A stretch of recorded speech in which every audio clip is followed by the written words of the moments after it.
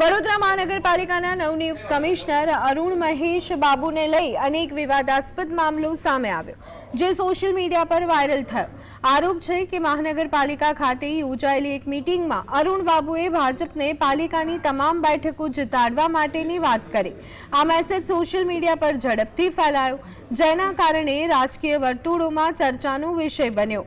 જો કે કમિશનર અરુણ બાબુએ આરોપોને સખત રીતે નકારી કાઢ્યા છે અને આવી કોઈ વાત ન કરી હોવાનો ખુલાસો પણ કર્યો છે। અરુણ મહેશ બાબુએ મીડિયા સમક્ષ સ્પષ્ટતા કરતા જણાવ્યું, મેં કોઈ રાજકીય પાર્ટીની જીત માટે કે તમામ બેઠકો એક જ પક્ષને મળશે તેવી કોઈ વાત કરી નથી। મીડિયાએ આ વાતને તોડી મરોડી ખોટી રીતે રજૂ કરી છે। આવા આરોપો સંપૂર્ણપણે ઉપજાવી કાઢેલા છે। તેમણે વધુમાં ઉમેર્યું કે હું એક પ્રજાનું સેવક છું અને મારું કામ વડોદરા શહેરના વિકાસ અને નાગરિકોની સુખાકારી માટે કામ કરવાનું છે, નહીં કે કોઈ રાજકીય પક્ષની તરફેણ કરવાનું।